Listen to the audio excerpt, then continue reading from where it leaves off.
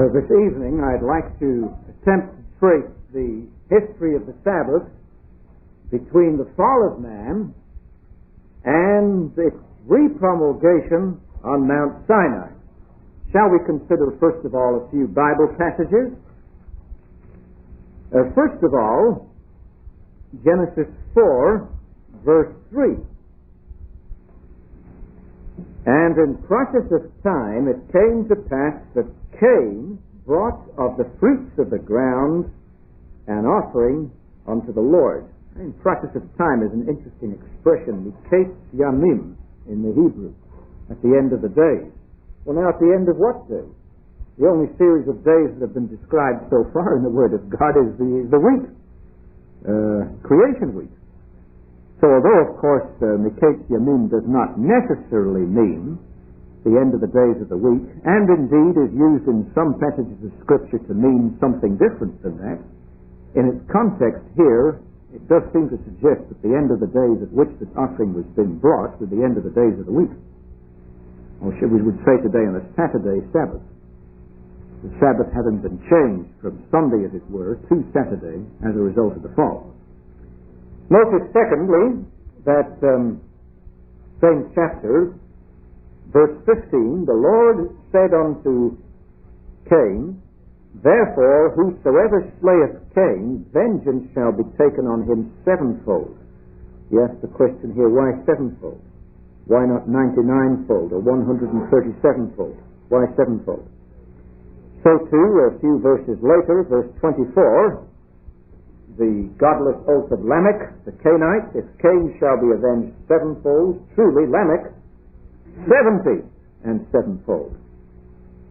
Then too is godlessness increased on the earth, the next chapter, Genesis chapter 5, verse 28. And Lamech, that's the other Lamech, Lamech the Sephite, the good Lamech, Lamech lived 182 years, and he begat a son. And he called his name Noah. Noach, probably related to Nicham, Kiel, saying, this same Noah, the comforter, shall comfort us concerning our work and toil of our hands because of the ground which the Lord hath cursed. Implication there is everything so restless since the fall. But praise God, here is the Messiah. Here is Noah, the Messiah. This is he who saved us. Of course, it was wrong. Same way when Cain was born, Eve said, Kanini ha'ish et Yahweh. I have gotten a man, the Lord. Thought that Cain was the seed of the woman. She was wrong, but it does show the idea of expecting the Savior, the Messiah, to come was deeply ingrained in these people to bring rest on the earth. In a certain sense, the Lord Jesus was the second Noah, wasn't he? And Noah was the second Adam. When he came out of the ark, why, he was fruitful, he multiplied, he filled the earth. Getting now into the fascinating material which we're given in the flood account, amazing to me how this is overlooked by people who think the way Paley does. Genesis 7, where God says to Noah, of every clean beast thou shalt take to thee by sevens, the male and his female. Why 7 pairs and not 39 or 163 pairs? Why 7? Verse 4, Genesis 7:4, for yet 7 days, and I will cause it to rain upon the earth 40 days and 40 nights. And so they went into the ark, verse 9, and verse 10, it came to pass after 7 days that the waters of the flood were upon the earth. Now notice further that we are told in chapter 8, verse 4, the ark rested in the 7th month, on the 17th day of the month upon the mountains of Ararat. In the 7th month the ark was brought to rest. You say, well, that's really speculative. No, I think if you will make a detailed study in the original Hebrew of each of these dates recorded in Genesis 6 through 8, on the first day of the something month he did this, you will see that almost every single date mentioned in this account, adopting 30-day months, which is still in vogue in Ethiopia today, occurred on a Sabbath day. Every one of them, without exception.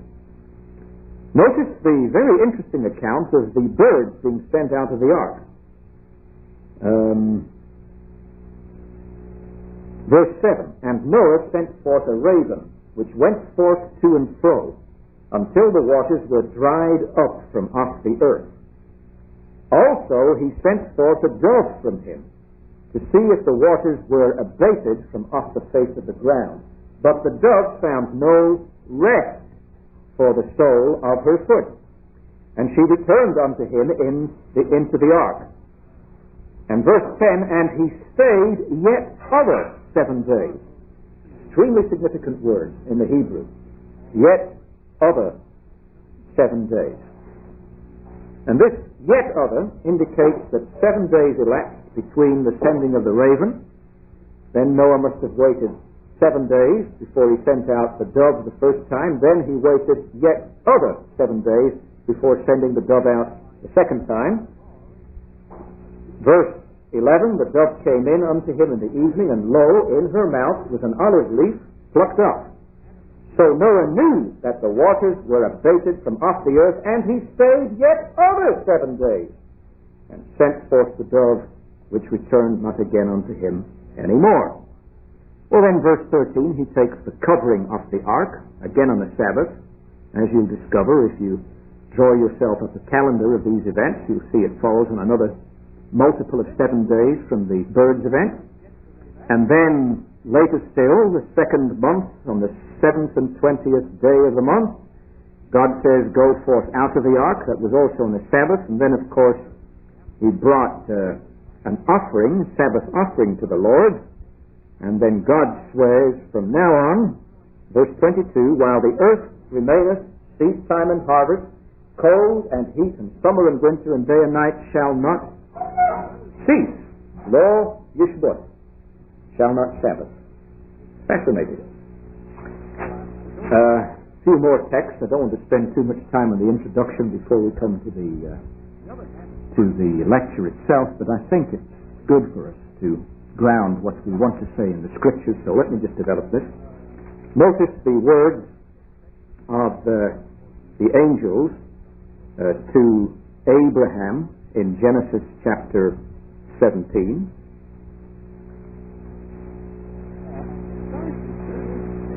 Verse 19, I know Abraham, that he will command his children and his household after him, that they shall keep the way of the Lord. That word day, I haven't checked the Hebrew there, but it's probably Derek. Perhaps one of the Hebrewists can confirm that it is. But if it is Derek, and I suspect it would be, this is kind of a cultic word that is often used, particularly in the Ten Commandments. Walking in the way of the Lord means keeping his statutes. In fact, this is stated to do justice and judgment, that the Lord may bring upon Abraham that which he hath spoken of him. Now this speculative insight that I have here is much reinforced by the words that God gave to Isaac in respect of this same Abraham in Genesis chapter 26. Genesis chapter 26.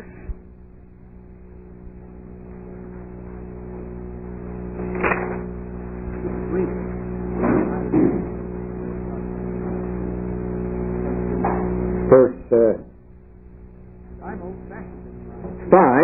where God says to Isaac, I will bless you, Isaac, because that Abraham obeyed my voice and kept my charge, my commandments, my statutes and my laws. Now at this point the antinomian suggests that those commandments weren't the Ten Commandments. But I think the burden must be on the antinomian to demonstrate that these commandments were not the Ten Commandments. And frankly, that's begging the question. Notice also that when Jacob went to get himself a wife, Genesis 29, verse 26, that Laban says, you know, it must not be done so in our country to give the younger before the firstborn. Fulfill her week. Have a week-long honeymoon with the younger girl, and then you'll get the one you really wanted to marry. And then you'll serve me for another 7 years. So the practice there shows they were conscious of the week, which can only be demarcated by a holy commencement day or a holy terminal day. And the idea was, if you want to have a week's honeymoon with my daughter, 7 days, you serve me for 7 years first. Showing not only that Jacob complied with this, but that Laban and Bethuel, pre-Abrahamic Terah-rites, were at least conscious of the week as a period of demarcation in these early times. Notice that when Laban furiously pursues Jacob before finally catching up to him, that the pursuit lasted for 7 days. See if I can find that. Genesis 31:23. And Laban took his brethren with him, and he pursued after Jacob 7 days' journey, then overtook him. I don't want to press that, but it may well be that he caught up with him on the Sabbath, and that the pursuit ended there. And interestingly, they entered into a covenant with one another at that very point. Again, pointing to covenant keeping on the Sabbath day. Slightly stronger, the dream which Pharaoh the Egyptian had, though not pointing to 7 days, did point to some consciousness of counting by sevens.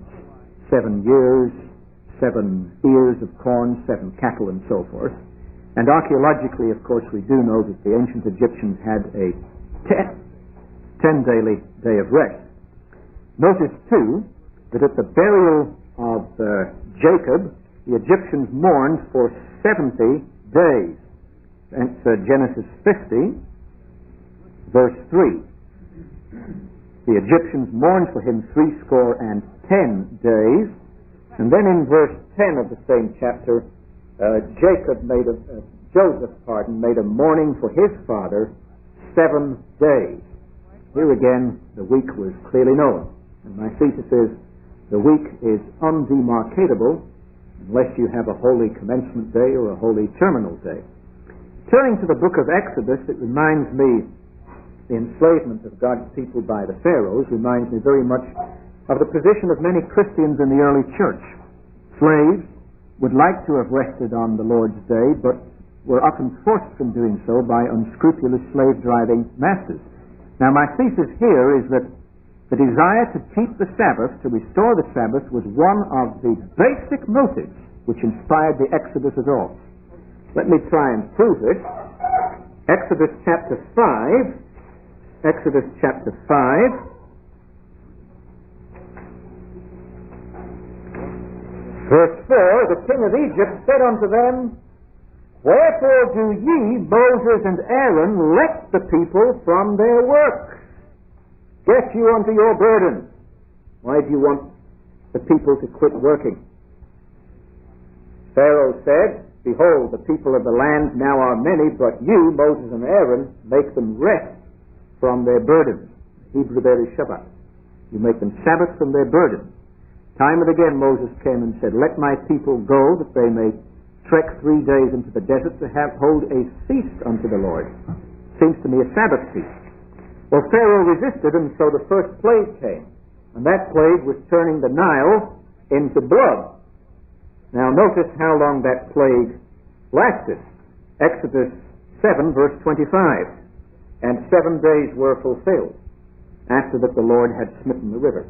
It's almost as if the Lord says to Pharaoh, You won't let my people rest once every 7 days. Very well, I'll teach you. Your old Nile is going to be turned into blood for 7 days. I'll put a Sabbath curse on that river. Moving a little further, notice the institution of the Passover in Exodus 12, and how it was to run from the 14th day of the month through the 21st, again a period of 7 days.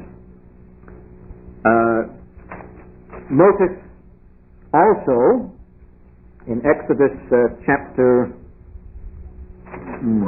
15, I believe it may be, when they arrived at Marah, verse 25, there at Marah the Lord made for them a statute and an ordinance, and there he proved them. I don't press that. Perhaps interesting, at Elim, I believe it was Elim, where there were 70 palm trees, the last verse of Exodus 15, 12 wells of water and 70 palm trees, and then right after that, Exodus 16, the giving of the manna, which of course could be gathered for 6 days. And when they went out on the 7th day to gather it, the Lord got mad at them and said, "How long will you resist my commandments?" And then finally, Exodus 20, "Remember the Sabbath day to keep it holy," seems to me pointing back to remember something that had been known all along. Well, now that's the introductory biblical material, which, against what I said in the last 2 lectures, I'll now try and develop. Now, when the satanic disturber of rest caused man to sin, man lost his Sunday, as it were, his rest on the first day of the week of his life in the Garden of Eden. Before the fall, the weeks of his life began with the restful Sabbath day, but now he lost his rest. And for this reason, he also lost his day of rest on the first day of the weeks of his life. But God still remained in his Sabbath rest from creation. And God still desired to impart his everlasting Sabbath rest to man. For this reason, the faithful God of the covenant promised himself to come and smash, as Jesus Christ, the satanic disturber of rest in his own good time, in the fullness of time, and in this way to restore the cosmos-embracing rest now disturbed by man's sin. I'd like to read you 2 passages from what Kuyper says as to the necessity of Sabbath keeping, particularly right after the fall.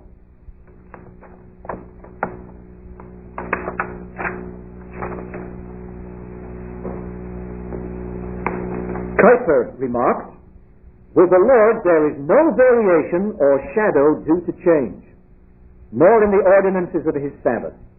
God continued to watch over his divine work of creation, divinely, and to maintain and protect creation blissfully, even after the disruption brought about by sin. God continued to put the demand to man that man too should fulfill his work, that after fulfillment man might enter into God's rest, that is, the eternal Sabbath.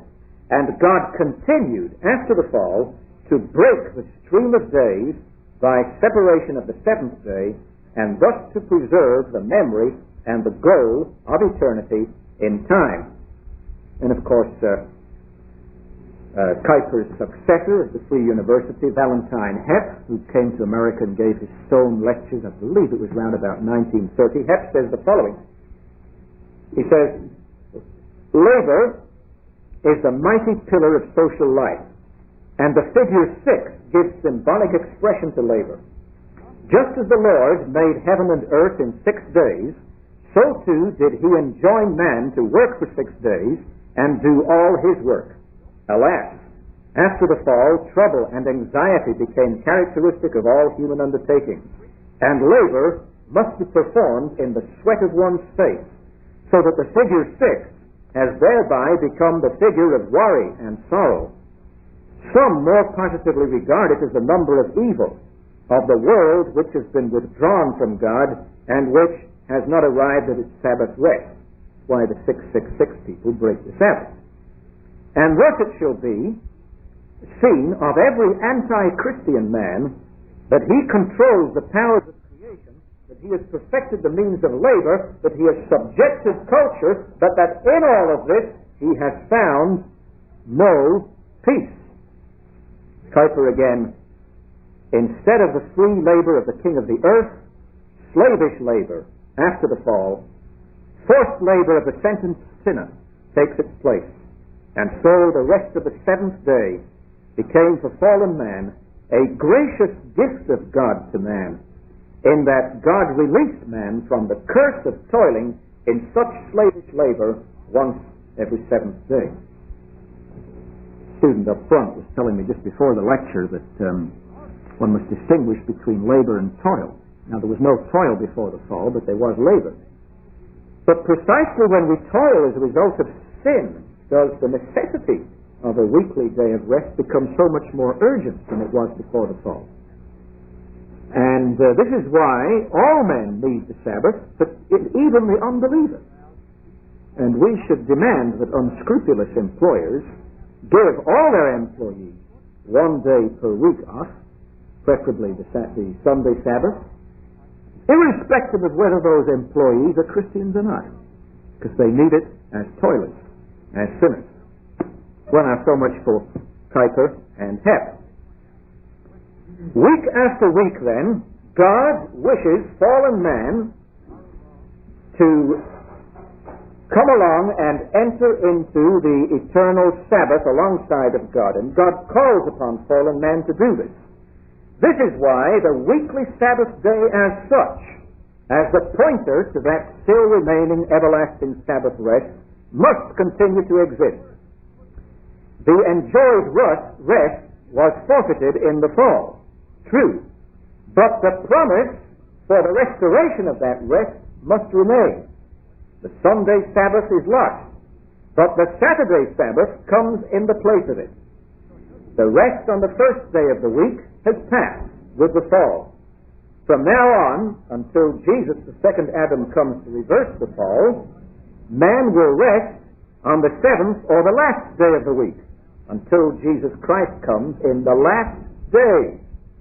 The process of time, the end of the days, Miket Yamin, the end of the days, the Old Testament. The Lord of the Sabbath comes. And when He will rest in the grave on the last Saturday Sabbath that should ever have been held. And that Saturday Sabbath to die with Him. And on the following day, Sunday, the 8th day of the week, He, the second Adam, will live again and revive as the Son of Man. And in this day will again restore the day of rest on the first or the 8th day of the week. 8th day of the week being the first day of the next week of 7 days. But even before the Lord Jesus actually came, fallen man is to keep the Sabbath. Because even fallen man remains the image of God in the broader sense of the word. Man, although now perverted, nevertheless remains, even as God does, the resting God, the God who rests in the work of His hands. So even fallen man is to rest microscopically in the work of His hands. As the image of that God who consummated His formation work in 7 days, man too was once and for all constructed on a 7-fold pattern. As I pointed out, our pulse rate alters every 7th day, particularly when we're sick. And so man, even fallen man, must rest on this 7-fold or hebdomadal cyclic pattern.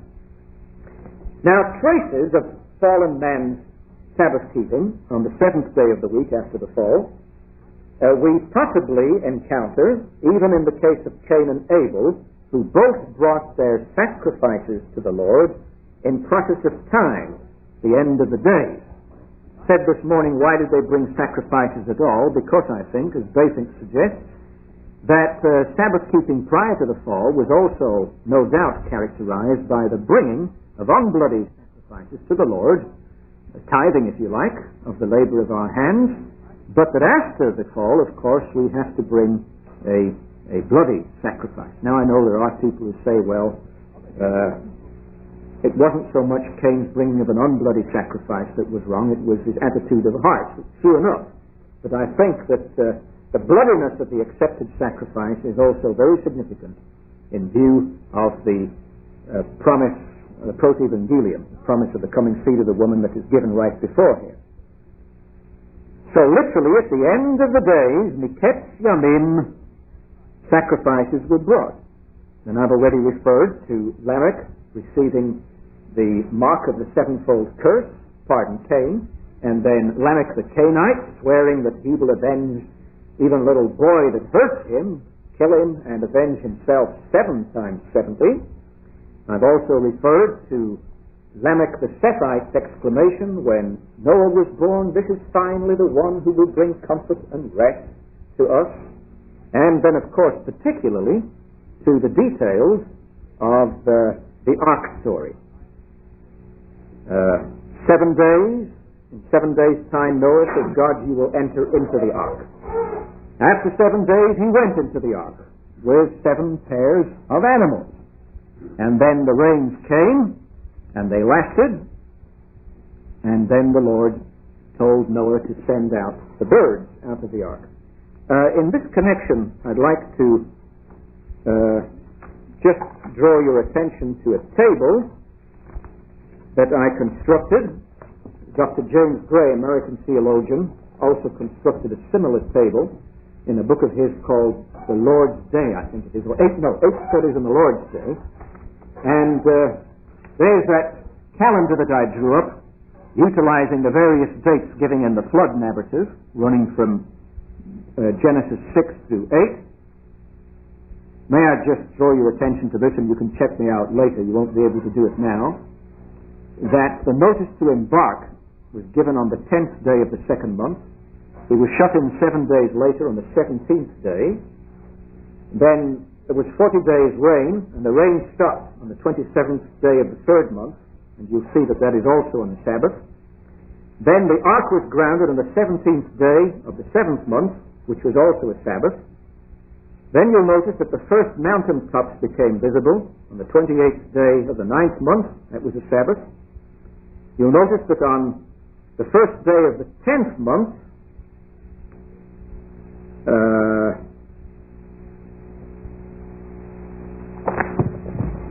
that a significant event happened, and then particularly the sending out of the birds. Raven first sent out on the 11th day of the 11th month. Dove sent out on the 18th day, 7 days later. Dove sent out the 2nd time, 7 days later. Dove sent out the 3rd time, 7 days later. Now, why were these 4 flights of birds sent out at 7-day intervals for a series of 4 successive weeks? Seems to me the only possible explanation, barring a statistical miracle, is there was something special about those days, something commemorative about those days on which the birds were sent out of the ark. And inasmuch as the dove found no rest for its foot when it went out, you're given some insight into what this event probably was. You'll also notice later in the calendar the uncovering of the ark, the 1st day of the 1st month of the 2nd year, was on a Sabbath, the exit and sacrifice on the 27th day of the 2nd month, and then so much for all the events in this remarkable narrative. Also interesting is, I think, what Dr. James Gray says, the repetition of Noah's act of sending out a bird after each sacred interval plainly lifts that act to the level of faith. Noah waited for the return of that one day of the 7th, which, all throughout this story, is the hallowed day. And then finally, of course, when they came out of the ark, God accepted that Sabbath offer. He says, well, from now on, winter and summer shall not Sabbath anymore. Lo yishbot. Also interesting, I believe, is the record that we have in common revelation, chronicled common revelation, of degenerated post-Babylonic Sabbaths in heathen accounts of keeping of certain holy days. Of course, most spectacular is are the Sumerian accounts of the Day of Rest, which I'll draw your attention to in a moment. And bear in mind that Abraham, who walked in the way of the Lord and who kept the statutes of the Lord, came out of Ur of the Chaldees, out of Babel.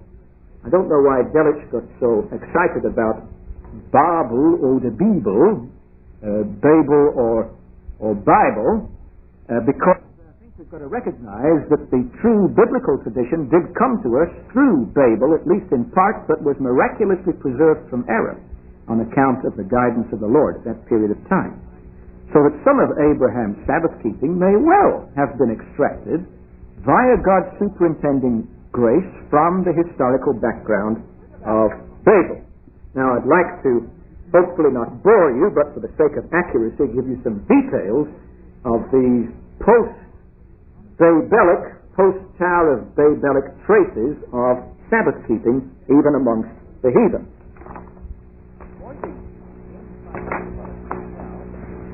May I, first of all, refer you to those traces of Sabbath keeping and the people that went the furthest distance from Babel, heathen, Hamitic, and Japhethitic Sabbath.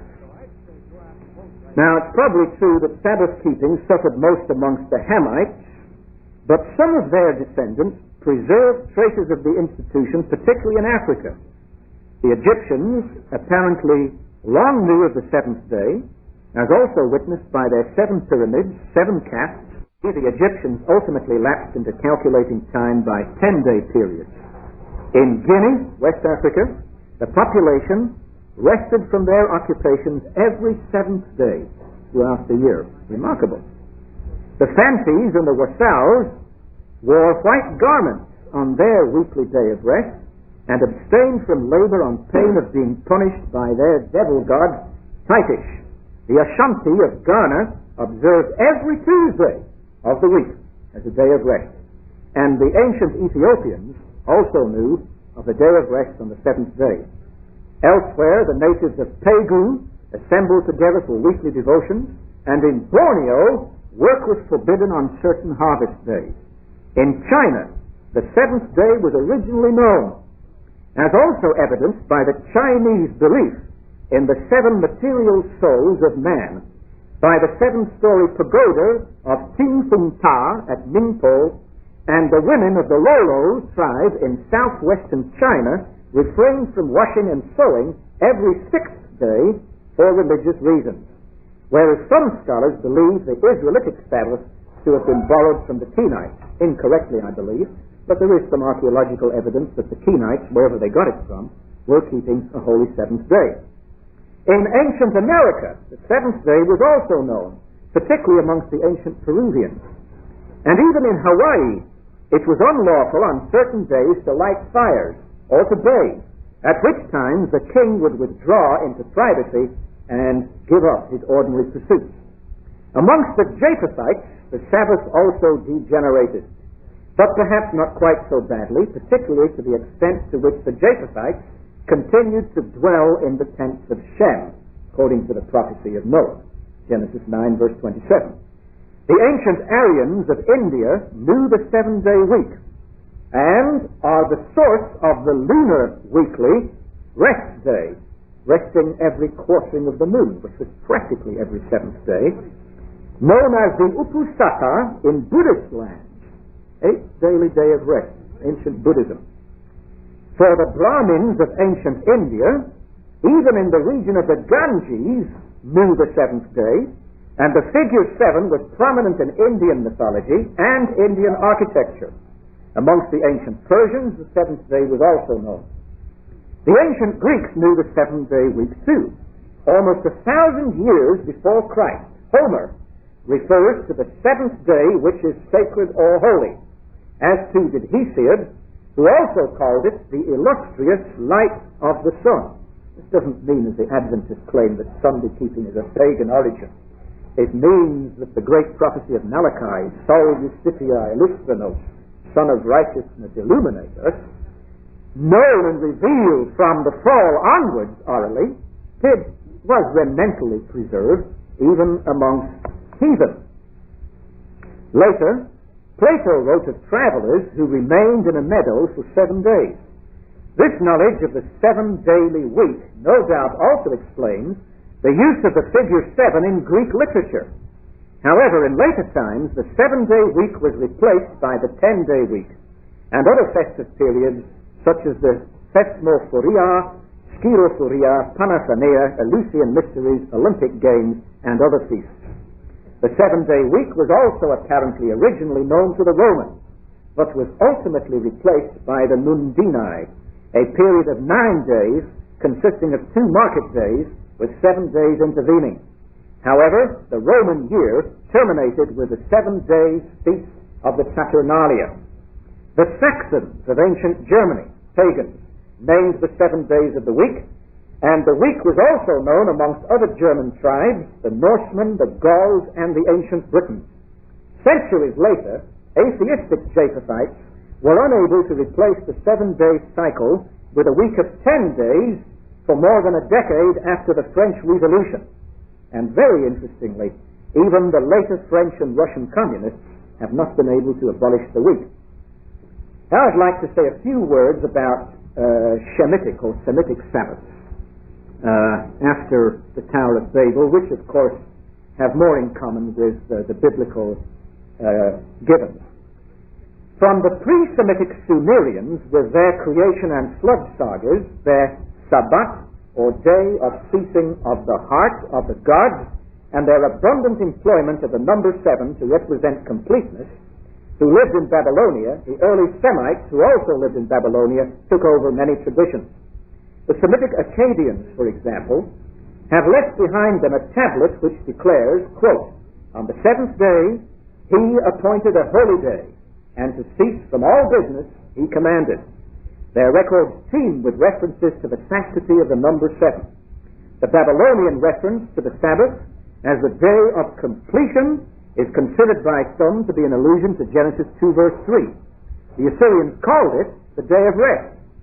Truly, in spite of perversions, the early Semites, living not far from Babylon's broken tower in the heart of Asia, were far closer to the true divine revelation than were the Japhethites and the Hamites, amongst whom there were also traces of original Sabbath keeping. I could refer you to the Gilgamesh episode, but I won't, except to say that according to that in the Ark saga, for 6 days and 7 nights the wind blew, but the 7th day arriving did the rainstorm subside, and then of course 7 and 7 did I lay the vessels, as a result of which Utnapishti was granted everlasting life, and of course to the necklace which the goddess put round her neck, the 7-colored rainbow, which you also find a record of in Genesis chapter 9. But I think, and with this I close on heathen Sabbath, of much more significance was the discovery of a Mesopotamian calendar tablet proving the sacredness of the 7th, the 14th, the 19th, the 21st, and the 28th day of the month. You say, why 19th? I think I'll explain in a minute. Showing that the weekly Sabbath was there held in esteem. The sanctification of the 19th day does seem to destroy the harmony of the sevenfold series, 7th, 14th, 21st, 28th day at this point. But, as has been pointed out, and this you'll find in one of Sayce's books on the monuments, this 19th day is in fact the 49th day, or 7 times 7th day, from the first day of the preceding month. See that? A month of 30 days plus 19th of the next, 49, 7 times 7. Now, the tablet's description of the 7th day, a similar formula of practically identical wording being used in respect of the subsequent 7th days, the 14th, the 21st, the 28th days, as well as in respect of the 19th day, 49th day of the 2 months together, 7 times 7 day, runs as follows, quote, "The 7th day is a fast day dedicated to Merodach and Zarpanis, a lucky day, a day of rest, Sabbath. The shepherd of mighty nations, probably the officiating priest, must not eat flesh cooked at the fire or in the smoke. His clothes he must not change. White garments he must not put on." Reminds me of the Ashanti legend, the white garments in West Africa, the 7th day. "He must not offer sacrifice. The king must not drive a chariot. He must not issue royal decrees.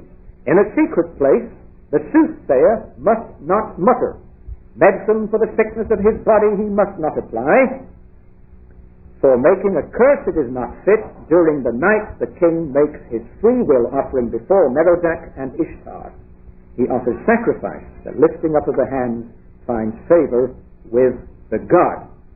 Now, in spite of all the differences between this heathen Babylonian account and the biblical account, I think we should recognize some points of resemblance and say that the points of resemblance don't mean the biblical account evolved from its non-biblical ancestor, but that both accounts evidence a common ancestor, one of which descendant accounts, the biblical account, was providentially preserved from error, whereas the other degenerated into some error, but yet not total error, on account of God's common grace operative there to some extent.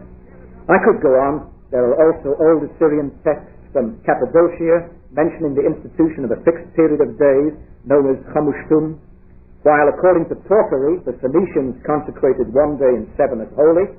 And then again, the Arabs also knew the week, although some do admittedly think only as a result of contact with the Jews.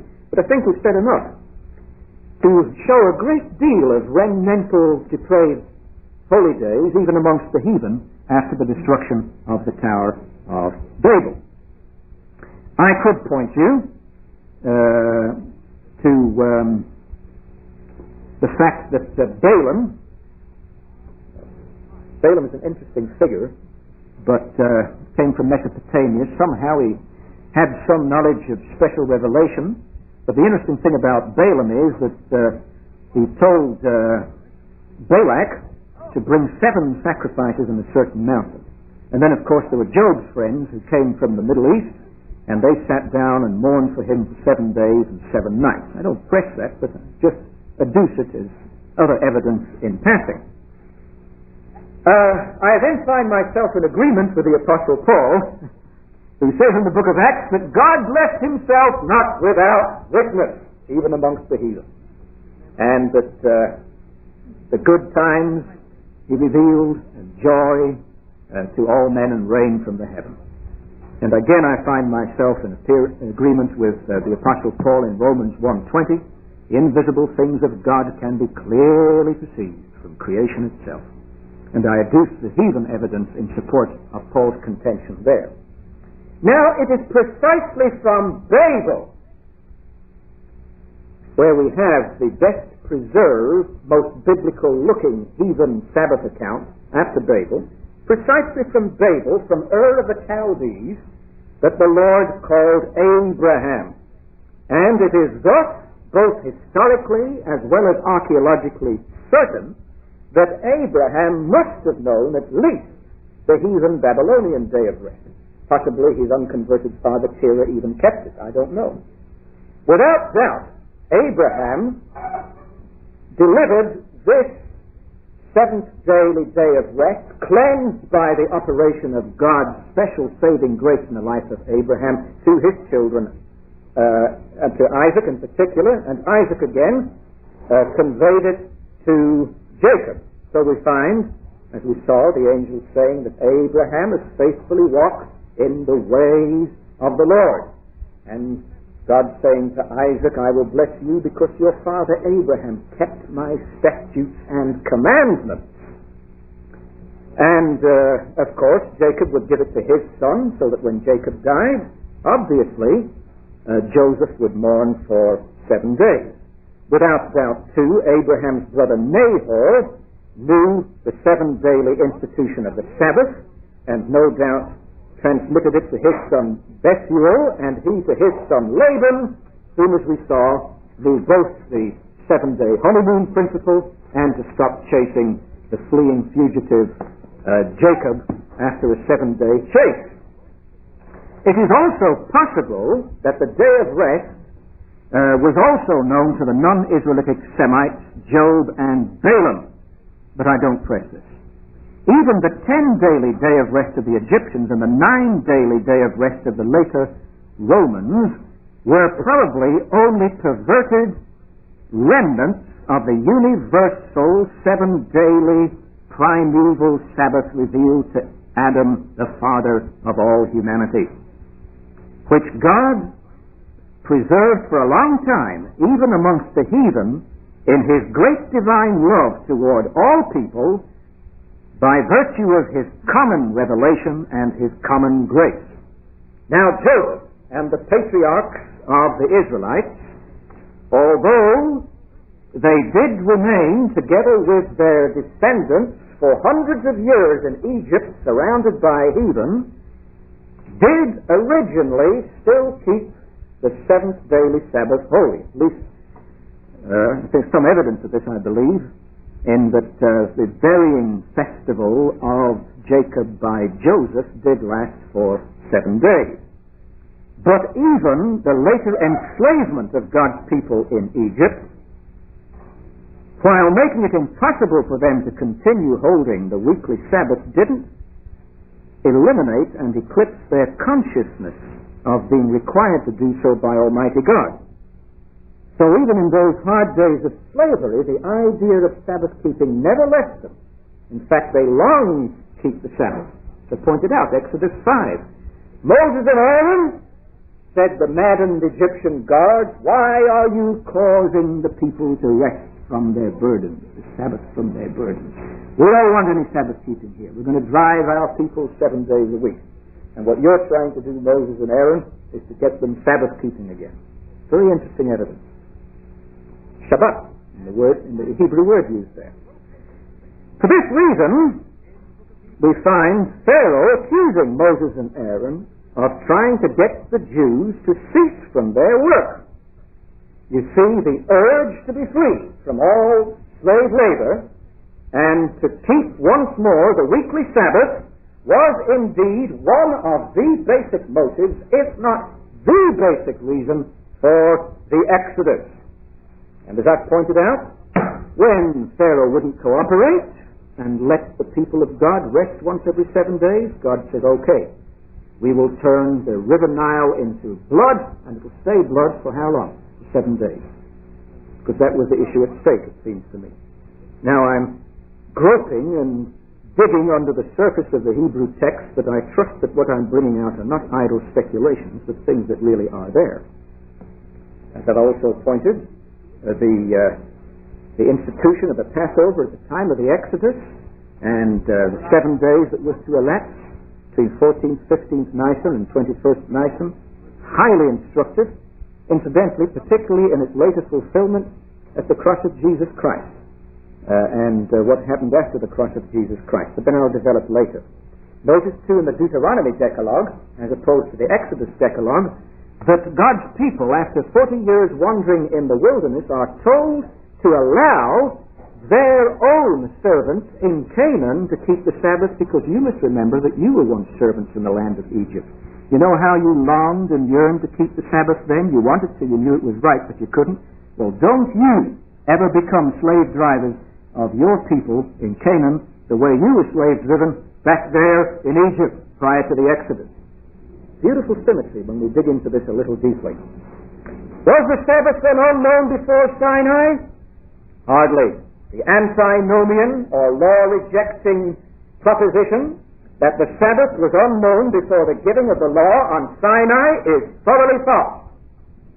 Not only is the falseness of this position thoroughly apparent from the very words of the fourth commandment, according to Exodus, in the word remember the Sabbath day to keep it holy, Zechor. Of course, it has been argued that this doesn't necessarily point back to something in the past, but I think really that is begging the argument. Remember means to remember, and that's all there is to it.